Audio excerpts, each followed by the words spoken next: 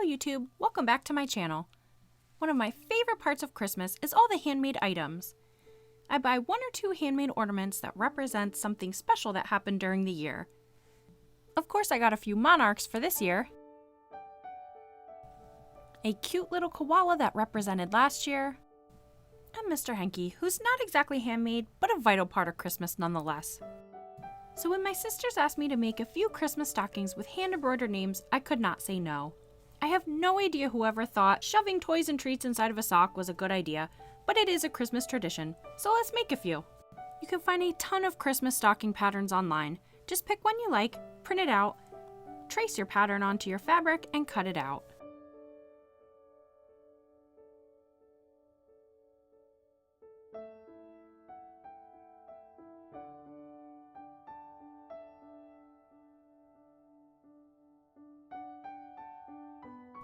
You will need 2 pieces for the outer panels, 2 pieces for the lining, 2 pieces for the fusible fleece, a cuff if you want, and a ribbon to hang it. Make sure you have opposite pieces for the outer and the lining. Iron the outer stocking pieces onto the fusible fleece. Make sure that the bumpy side with the glue is facing up.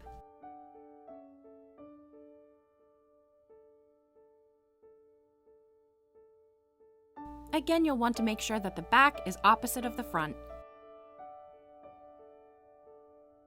If you're going to do any quilting, make sure you do that now before you sew everything together. Sew the lining right sides together with a 1/4 inch seam allowance and leave a gap to turn it right side out. Place the outer panels right sides together and sew with a 1/4 inch seam allowance around the entire sock. I decided to take everything upstairs and sew in front of my Christmas tree for a change of scenery.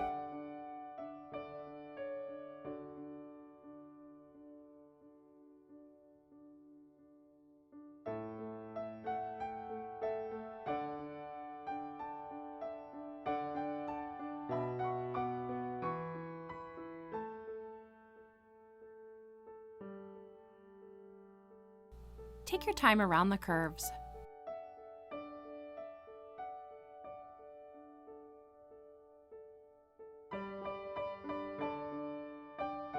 When you get to where you want the gap to be, backstitch, raise the needle and presser foot, move the fabric forward a few inches, lower the needle and presser foot, backstitch again, and continue sewing. Clip the curves. I'm using pinking shears to make it easier. This will help everything lay flatter when we turn it right side out.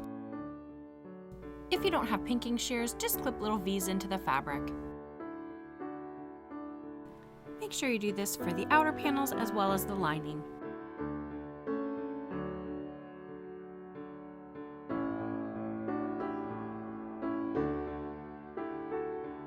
Clip off the threads at the gap too.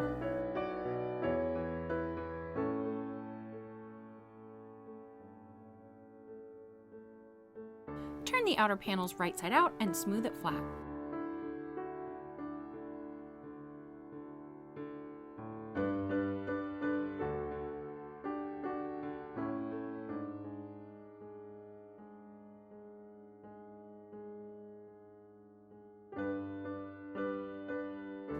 Now we're going to work on the cuff.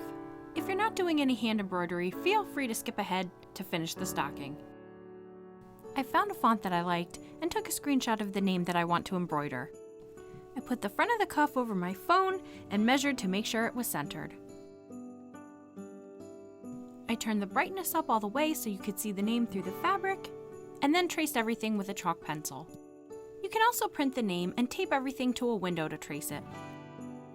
You want to make sure you pick a font that looks like a brush stroke, so there are chunky and skinny parts and the letters are all connected.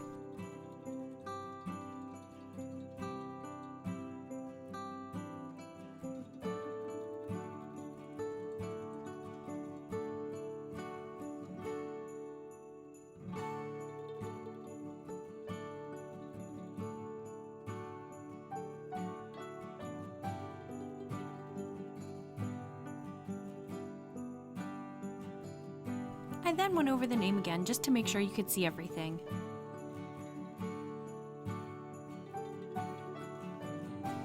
Put that into an embroidery hoop and we can start the hard part.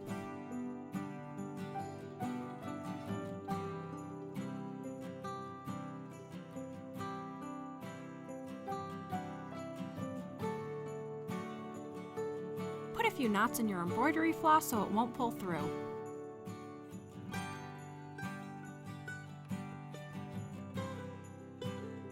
I'm going to be doing the satin stitch, so you're going to start by outlining the chunky parts of the letters on either side. I'm doing a basic back stitch for this.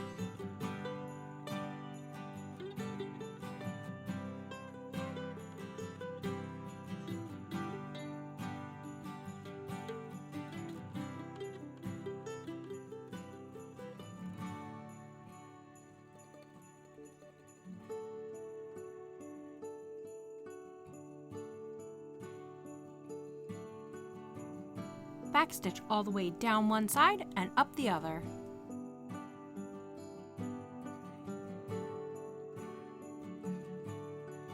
When you get to any parts with curves, make sure you do tinier stitches.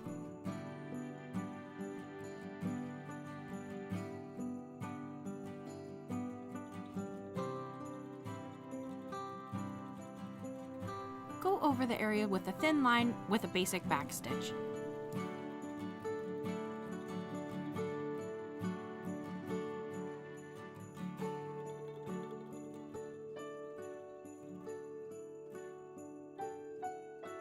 Now we're going to fill in the chunky part by stitching across the outline.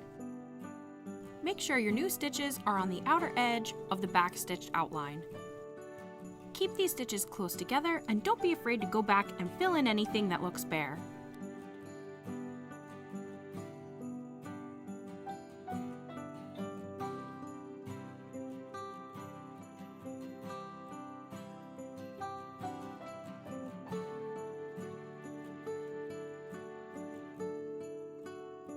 Continue filling in the entire outline this way. When you get to the bottom, backstitch to connect to the next letter.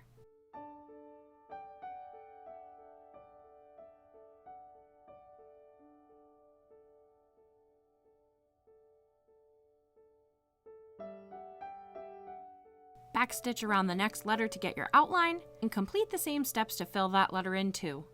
About a good 80% of hand embroidery is fighting with the long thread and trying to untangle everything. You most likely will end up stabbing yourself with the needle too. Ouch. But I did get to use my new Grinch band-aids. Anyways, continue along until you have the whole name done.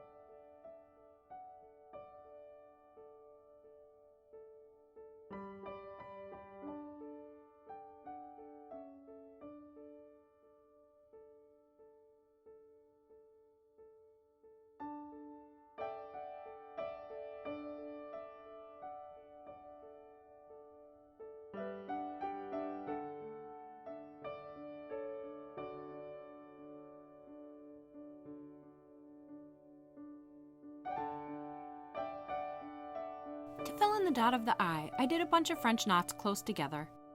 Bring the needle up, loop the thread around the needle a few times, hold it tight, and push the needle back down next to where you brought it up.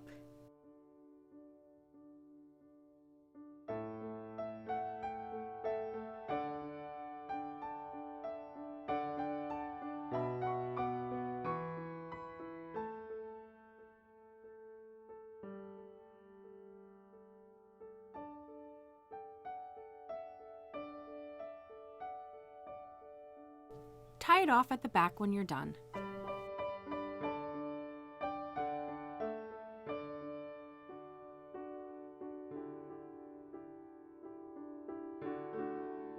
Several hours later, you will have a beautiful hand-embroidered name. It doesn't literally take forever, it just feels like it. Place both cuff pieces right sides together and stitch along the long edges using a 1/4-inch seam allowance. Smooth the seams flat and open, and then flip the cuff right side out.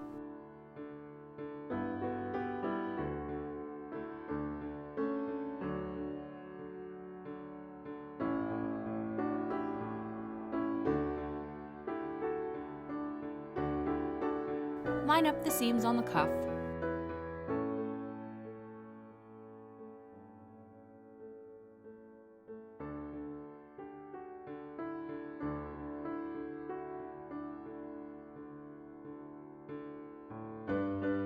place the stocking into the cuff. Make sure the name lines up with the front of the stocking.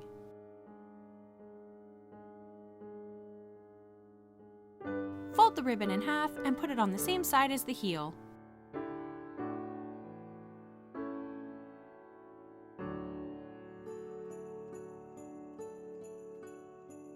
Then slide everything into the lining. Remember, this is still inside out.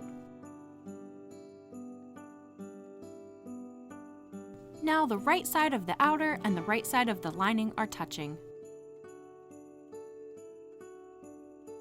Make sure the seams are lined up on each side and that the ribbon is tucked inside between the cuff and the lining.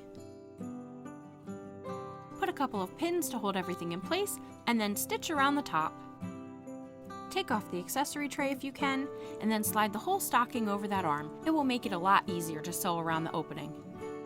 Go back and forth over the ribbon a few times to make it stronger.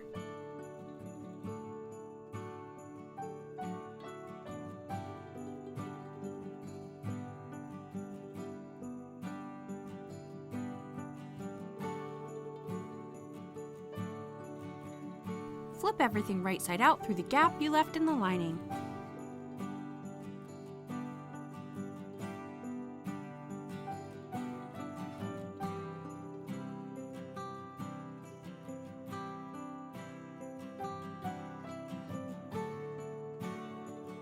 And then stitch that opening shut.